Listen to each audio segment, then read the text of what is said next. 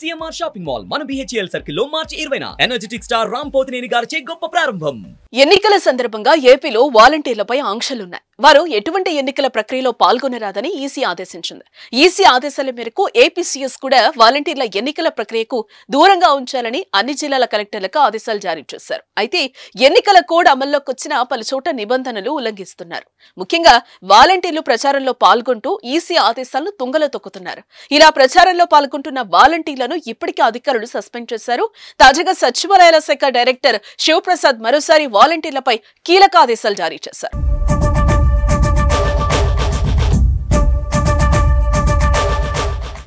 ఎన్నికల ప్రక్రియకు కూడా వాలంటీర్లను దూరంగా ఉంచాలని అన్ని జిల్లాల కలెక్టర్లకు సచివాలయాల శాఖ డైరెక్టర్ శివప్రసాద్ ఆదేశించారు.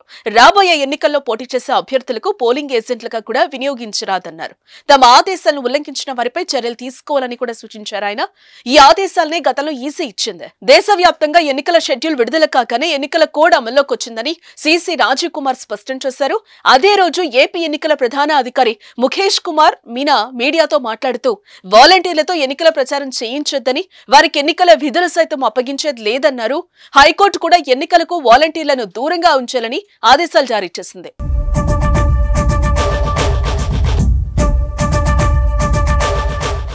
వాలంటీర్లకు ఎట్టి పరిస్థితుల్లోనూ ఎన్నికల విధులు అప్పగించొద్దని ఎన్నికల సంఘం గ్రామ వార్డు సచివాలయాల్లో పనిచేస్తున్న ఉద్యోగుల పాత్రపైన కూడా స్పష్టమైన ఆదేశాలు జారీ చేసింది. ప్రతి పోలింగ్ బూత్ లో రెగ్యులర్ సచివాలయ సిబ్బందిని ఉపయోగించుకోవచ్చని చెప్తూనే ఓటర్ల వేలుకు ఇంకు పూసే విధులు వంటివి మాత్రమే అప్పగించాలని ఏపీ సీఈఓకు రాసిన లేఖలో స్పష్టం చేసింది. అంతకంటే ముఖ్యమైన పనులేవే వారికి అప్పగించొద్దని స్పష్టం చేసింది. అయితే కొందరు వాలంటీర్లు స్వామి భక్తి చాటుకోవడం కలకలం రేపుతోంది. స్థానిక నాయకులతో కలిసి ప్రచారంలో పాల్గొంటున్నారు, రాజకీయ సభల్లో ప్రత్యక్షమవుతున్నారు. ఇప్పటికే నిబంధనలు ఉల్లంఘించిన వాలంటీర్లపై వేటు పడుతోంది.